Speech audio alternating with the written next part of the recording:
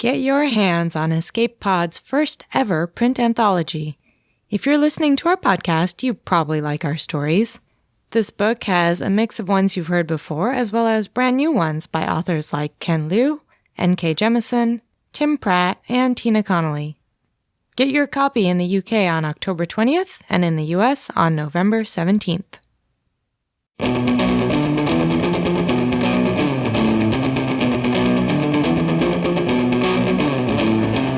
Escape Pod, Episode 757. The Sun from Both Sides. Part 1 of 3. By R.S.A. Garcia.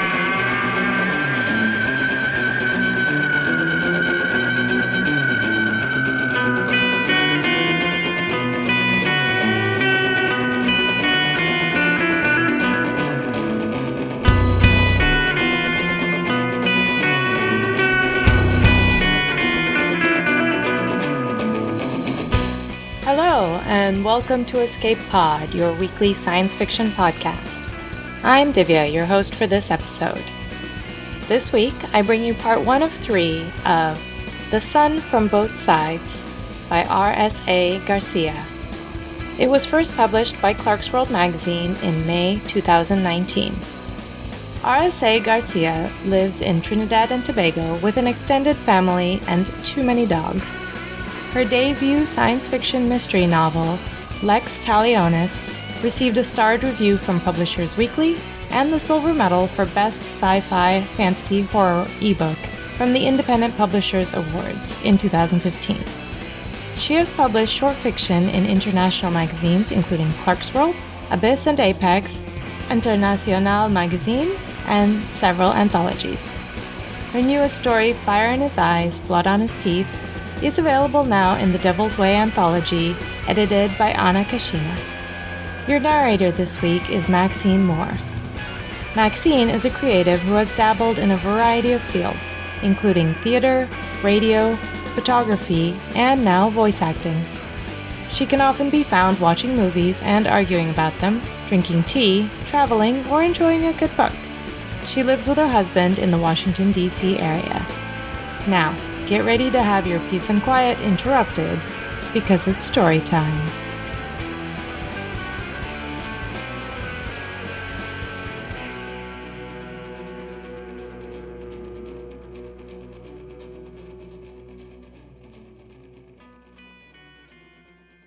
The Sun from Both Sides, written by R.S.A. Garcia. Narrated by Maxine L. Moore. Once, a woman loved a man, and a man loved a woman.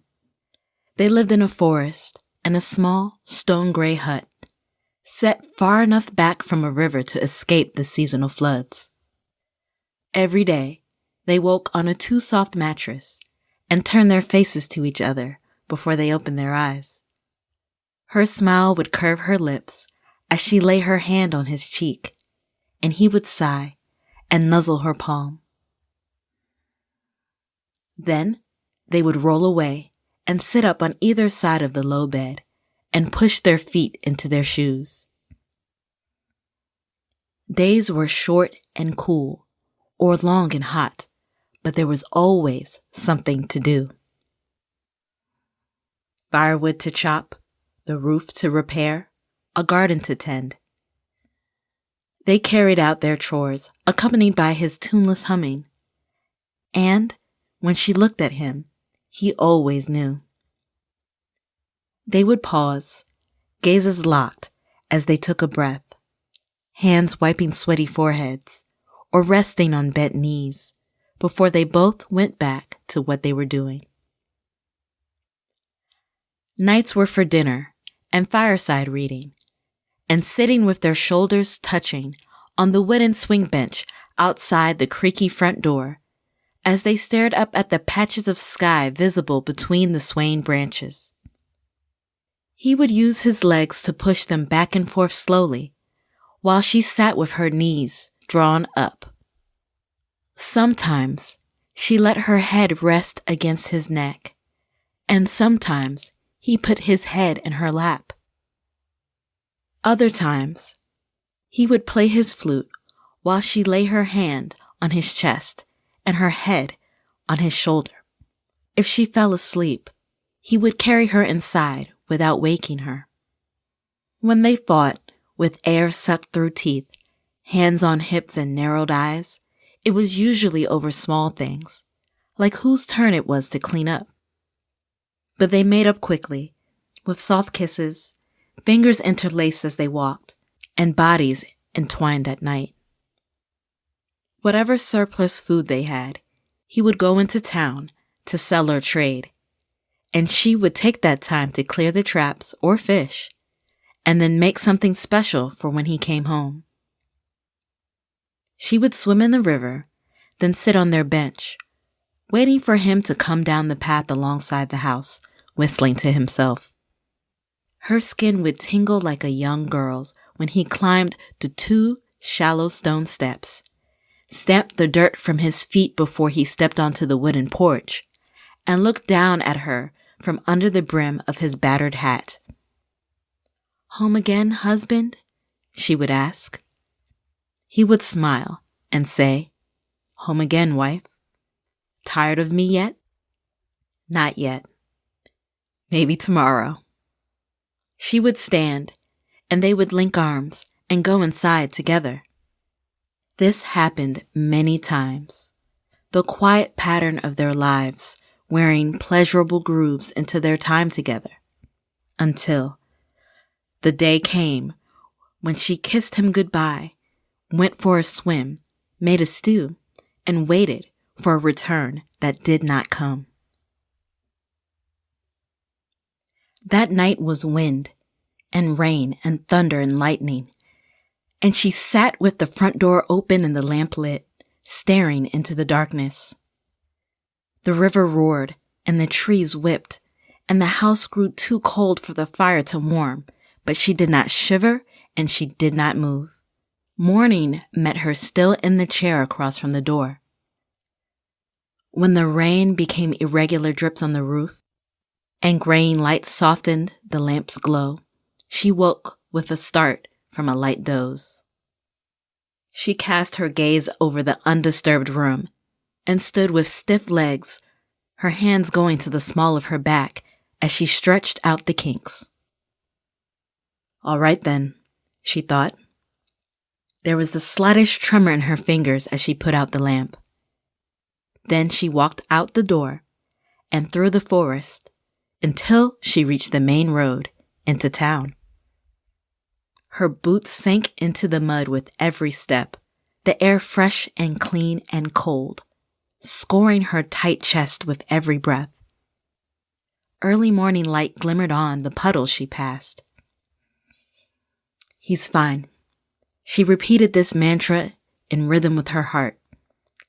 "He's safe, he's fine, he's safe." She told herself it was the storm. He'd taken shelter somewhere overnight, and now the rain had passed. She'd meet him on the road, empty sack under his arm, and he'd shake his head when he saw her, and smile, and call her a worrywart. He's fine. It was just the storm. But her stomach buzzed with a familiar energy, and her skin prickled, and all she could think was it had finally happened, and she hadn't been there. A long hour later, the red peak of the church belfry came into view between the trees. There was a scorch mark on it, and the bell had crashed through the stone arch and the roof. The wind shifted as she passed the sign that welcomed travelers, and she smelled acrid smoke and mud, and beneath that, something thick and coppery and nauseating. Her pulse quickened. She closed her eyes, letting the scent she knew so well flow over and through her. Then her heart settled into a calm, steady beat, and she opened her eyes and strode into town, her gaze scanning the wide plaza and every building and side street that led off it. She ignored the crushed and splintered homes and the smoking piles of debris that used to be walls, windows, roofs. She stepped over the bodies and the weeping people huddled near them and crouched in doorways. She walked past those few searching the collapsed dwellings for survivors and headed straight for the market. Only when she reached the blasted hole in the ground that used to be the heart of town did she stop, her nostrils burning, her hands clenched at her sides. An old man was ministering to someone on the front stoop of a building across from the marketplace.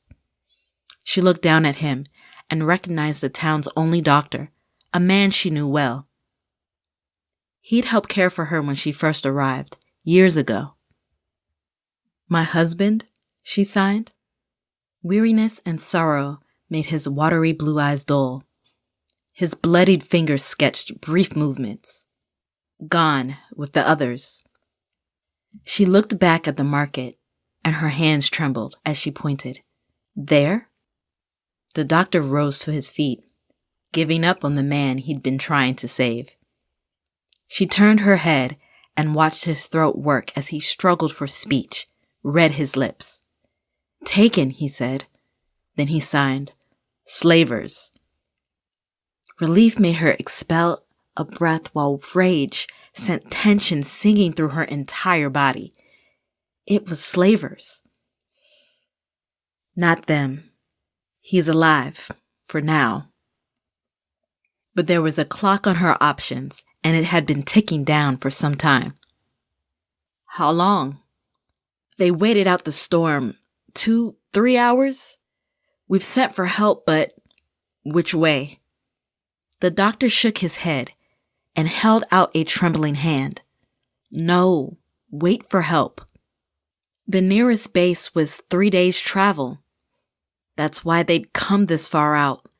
No one would get there in time to stop them. Which way? The hand descended on her forearm, gripped her sleeve. She read his lips as he spoke. You can't go by yourself. If you go, you die, or they take you too. Do you understand? She glanced back at him, and whatever he saw in her face made him release her arm. His mouth opened, then closed, and a frown carved a deep groove between his brows. She searched the tumult of her mind for something appropriate to say. All right, I understand. She paused. Which way? There was a larger settlement to the east, one she hadn't seen since she first came to this place. The slavers had gone in that direction, and she knew they would strip that town of every healthy person they could find. The weather was glorious today, and it was the last settlement in the eastern lands. They would leave once they were done. She had hours at most.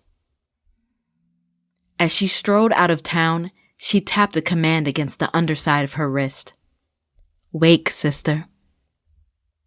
Under the brown of her skin, a white pinpoint of light flickered into being between the forked veins of her right wrist. In her mind's eye, she saw the dark dankness of the root cellar her husband had enlarged after her arrival, saw past the rows of barrels and shelves of vegetables and preserves to where shadows wreathed the back. They would shiver away at her word, the cloaking revealing the silver dart of her solo ship, the cockpit nose flowering open. Drone. A translucent mass would float free of the cockpit, unfurling rippling ribbon-like appendages, the center of it a pulsing yellow light. Find and report. The light would disappear as the ribbons twisted in on themselves and made a tight ball, smaller than her fist. Colorless and silent, it would burst through the doors, up and out of the cellar. Come, sister. She began to jog, blood rushing through her veins, her body pumping adrenaline. Some minutes later, the ground vibrated beneath her feet, and the hair on her arms stood on end. Sister kept pace with her until she reached a clearing large enough to land, then descended and decloaked, waiting. Suit, she tapped. There was a hiss as the storage compartment behind the cockpit opened. She reached in and drew out her old armor, silver gray, just like her ship. Her fingers touched the mended area low on the left side, in the crease between the chest plate and the leggings.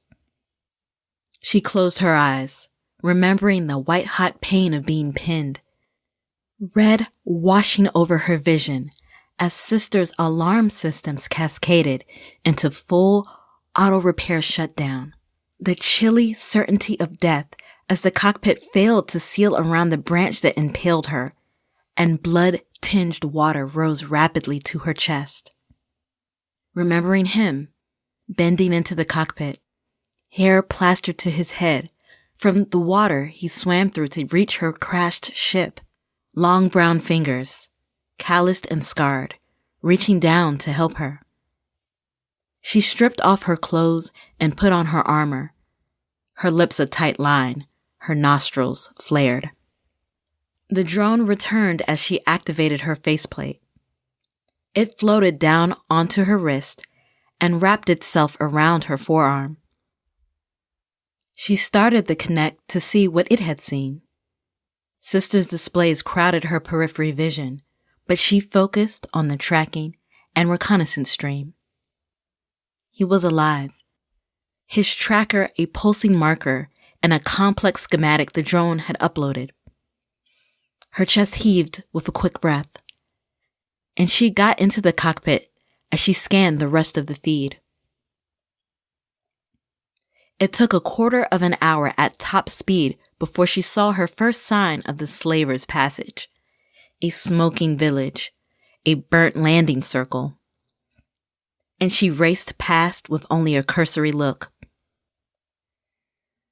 Sister lost contact with his tracker just as the hub on her arm began to vibrate. Her throat grew tight as she reduced speed and swung north, dropping down close to the treetops. He's fine. He has to be.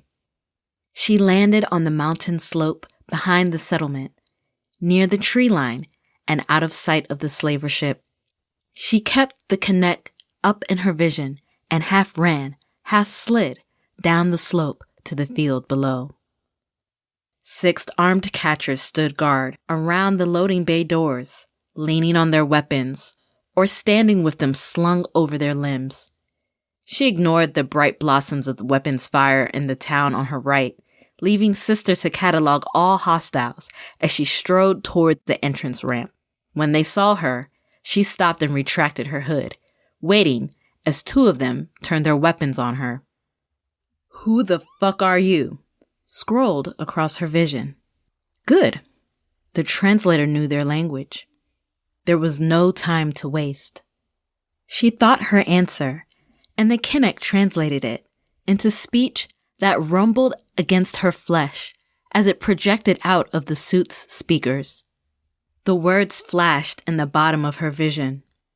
"I've come for my husband." The guards looked at each other. One of those standing on the ramp threw his head back, laughing. The rest looked blank. Perhaps she had used the wrong language. She checked her settings, but they were error-free. "I wish to speak to your captain," she tried again. "No one cares what you want, least of all the captain." The Connect dropped a blinking triangular denoter over the speaker, the slaver who had laughed. "But cargo is always welcome. She's not armed, looks healthy enough. Take her in." She didn't struggle as they came alongside her and grabbed her arms. They marched her up the ramp, into the bay, mag boots shaking the metal floor.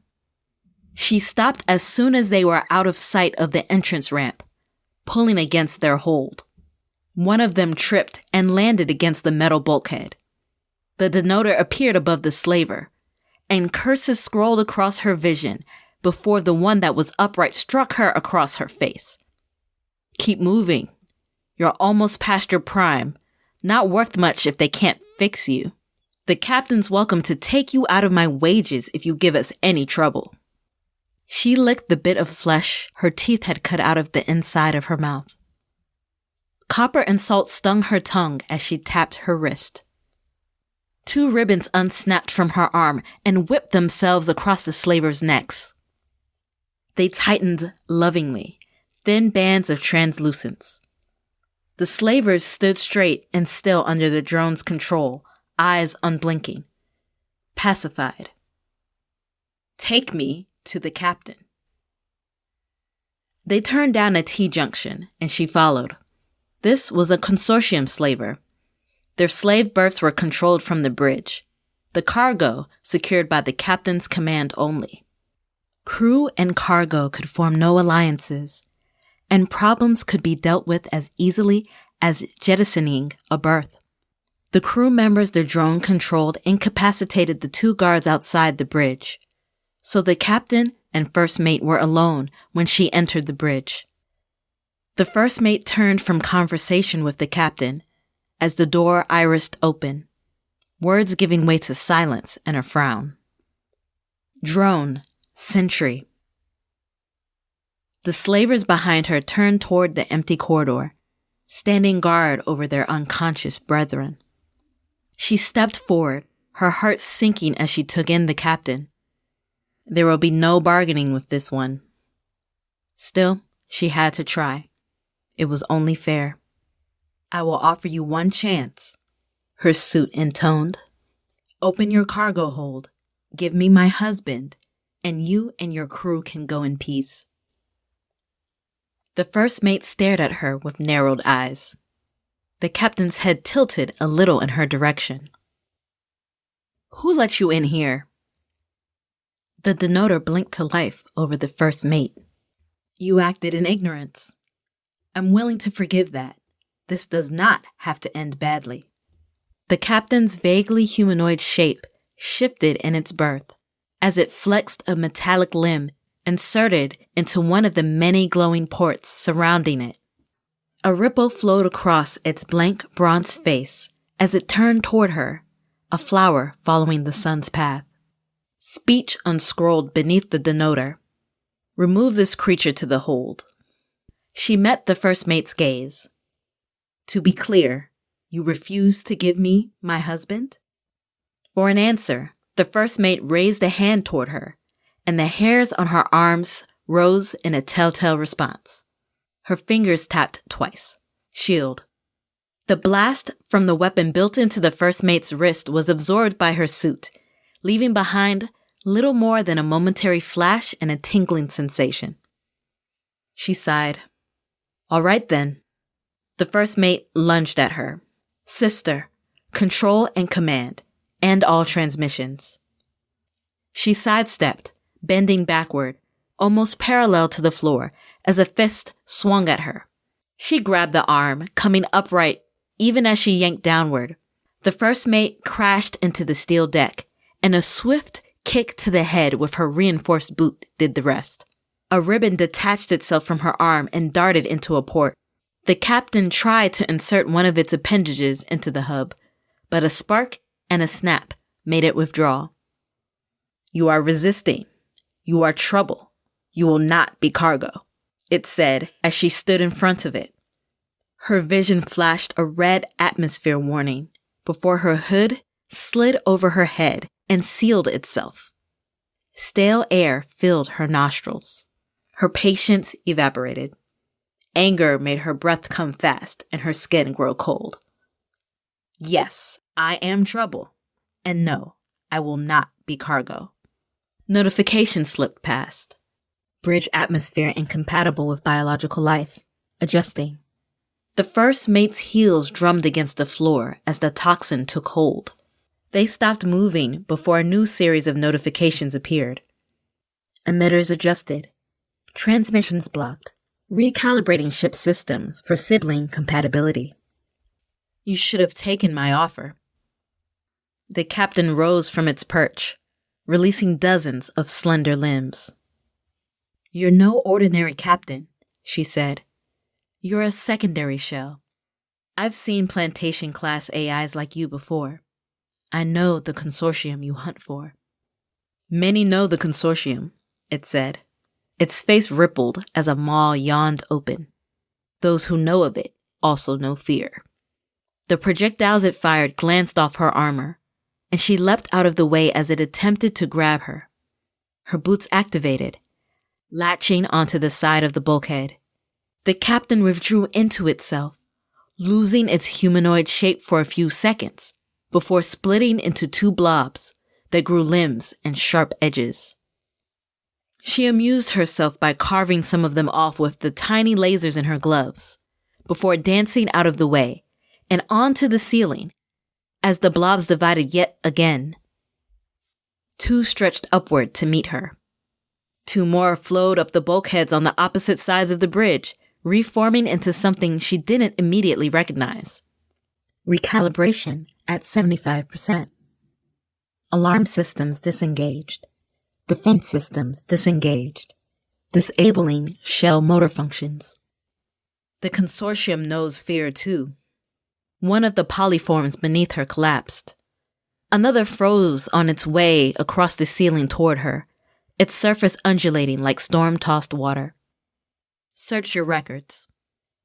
She stepped onto the bridge's dark view screen, crouched down, and extended a flat, open palm. Her people's red, white, and black emblem glowed into life above it. You should find me there. Find us. You are Kyrie. The captain's shell paused, its attention almost fully engaged by the battle to retain control of the ship. But Sister was relentless, disabling code and recalibrating every system. Not possible. This backwater is no Kyrie protectorate. Recalibration at 90%. Another polyform collapsed, electrical sparks arcing as it dripped in a slow column from the ceiling to the floor. I'm retired, she said, and you violated my home, took my husband. Primarch, I gave you a chance. She rose to her feet, studying the results of Sister's data mining. Trapped in the quarantine section of the slavers' databases, the captain continued to fight Sister's incursion, but his plantation-class cruiser was no match for Sister's Havoc-class brain. The reforming code was deleted as soon as it appeared, fireworks blinking out in the night sky. The consortium does not negotiate. This planet was unclaimed territory. If you take the cargo, we will petition for its release, and we will win. Always focused on the rules. But they are your rules, not ours. She glared at the polyform as one side of it began to list, sharp edges rounding and slipping. This planet was already claimed by those living on it, and I've found your primary brain. It's in orbit, awaiting your return. Recalibration complete. All systems ready. Then you know if you harm this ship, it will strafe these settlements. Crews are replaceable. Cargo is everywhere. She stepped off the view screen, anger making her fingers fly as her suit translated. You believe you can take what you want without consequence. Even now, you comfort yourself that I am one woman, one Primarch, against a cruiser and all it carries. Sister, amend star logs on Plantation-class cruiser. Delete all references to current position. Amend transponder location to new position at least 2 systems distant. Because you are one Primarch against a consortium cruiser. The captain was now a featureless, glistening blob. Should you defeat me today, the consortium will simply return for its cargo at another time. Task complete. Awaiting further instructions. Then you have no true understanding of my people. Combat mode. The green wash of the ready light filtered down her vision. Her arm vibrated with Sister's response.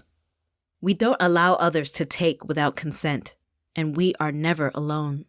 Tell me, Captain, when did you last speak with your primary brain, waiting on its cruiser with its crew, and no cargo in its hold? Sister, execute clean slate protocol, extreme prejudice. As the captain collapsed into liquid, sparking deactivation, the bridge sank into darkness. Around her, the ship shivered in the wake of explosions and energy blasts. The drone's filaments detached itself from the dead crew members outside, who had been poisoned along with the first mate, and returned to the Kinnick hub on her arm. Sister activated the emergency lighting, and she followed the ship's schematics to the cargo hold. No one had been loaded into the berths yet. The crew would have been waiting to put them all under at the same time. 2 separate groups had been divided into 2 large bays, each protected by an energy field. One group was mag-cuffed to the bulkheads, but some in the second group had gotten free and were trying to help the others out of their restraints. They all stared as she appeared. Then, prisoners in the second group were shoved aside, one after the other, as someone pushed to the front. Sister, release restraints. Open bays. She retracted her hood and stepped into the bay. She pulled him into her arms and closed her eyes as she inhaled sweat and blood and smoke and him. He took her face between his palms as she signed, her thoughts too emotional and disordered for the translator. Did they hurt you? He shook his head and she read his lips. I'm good. Are you? She nodded. Never better. He smiled and leaned his forehead against hers. She stayed that way for a moment before leaning back to sign. You've been busy. He winced as she took his left wrist between her fingers. He had dug his implant from it and used the overload feature to disable his mag cuffs, shorting out his tracker. A dirty rag covered the bloody wound above a glittering, 3D geometric tattoo. His fingernails were torn and bleeding. She shook her head as she touched a hand to his bruised eye and bloodied lip. Her suit chided. There was no need for this. The accommodations were less than satisfactory. I thought relocation was in order. She couldn't hold back her smile. What a coincidence. That's why I'm here. By the time they left the ship, Sister had completely withdrawn from it, leaving only a darkened husk of machinery behind, devoid of intellect and power. The first fragments of the orbiting cruiser were burning up as they entered the atmosphere above them. Surprise and shock rippled through the escaped captives as they saw the dead slavers outside the ship. Those that were uninjured rushed forward to meet the survivors in the town. Several of them embraced, faces contorting as tears flowed. Maybe we should fly our people home, her husband signed as they stood at the bottom of the ramp, arms around each other's waists. He was limping, but trying to hide it. I destroyed the captain. Ship's not going anywhere. They'll have to go to the nearest transport hub and find their own way. He studied her face. Not just the captain, I take it? She shot him a defensive look. I did what you would have wanted. I asked nicely. They wouldn't give you back. A finger tilted her chin upward, and his dark eyes met hers. Sure you're okay? You must have been worried. She grasped his fingers, stilled their movement. It wasn't them. That's all that matters. You were retired. So were you. I'll live. They walked toward the mountain, watching Sister descend from orbit, her mission completed. He stopped and faced her. I'm not getting in without you. You're injured. The drone floated up from the hub on her arm. She'll take care of you on the way back. There's Stu. Make sure to get some sleep. It's too far to walk. Come with me. She put her hands on her hips, her eyes narrowed. Don't make me sedate you. He pursed his lips and argued some more, but in the end, she let him hold her, then handed him over to Sister, who left the drone behind to see her home. After Sister left and most of the crowd was gone, she leaned against the hull of the slaver and cried until her legs slipped out from under her and she sat on the ground, shoulders shaking. Her hands clenched and unclenched. Her heart raced and her skin prickled as she came down from the battle high. It wasn't Valencia. Only slavers. They didn't take him. She sat just breathing for a while as the adrenaline flowed out of her. The tears dried, and her body stopped shaking.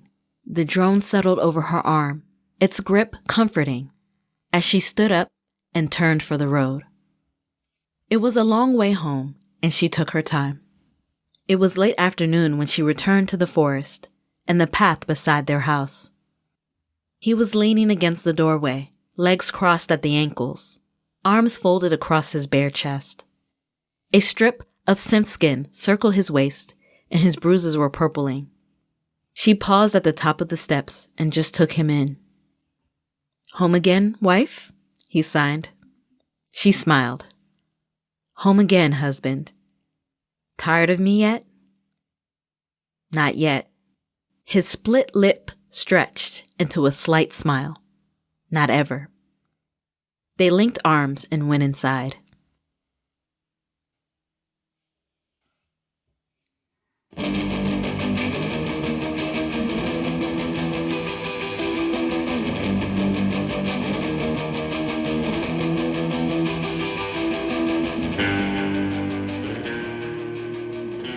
And that's part 1. Come back next week for part 2. Escape Pod is a production of Escape Artists Inc. and is brought to you with a Creative Commons Attribution Non-Commercial No Derivatives license. Don't change it, don't sell it, do go forth and share it. If you'd like to support Escape Pod, please rate or review us on Spotify, Apple Podcasts, or your favorite app. We are 100% audience supported, and we count on your donations to keep the lights on and the servers humming. You can donate via patreon.com by searching for Escape Artists, or via PayPal through our website, escapepod.org. Patreon subscribers now have access to exclusive merchandise and can be automatically added to our Discord. Our opening and closing music is by Daikaiju at daikaiju.org. And our closing quotation this week is from Candace Bushnell, who wrote Sex and the City. "Man may have discovered fire, but women discovered how to play with it." Thanks for joining us, and enjoy your adventures through time and space.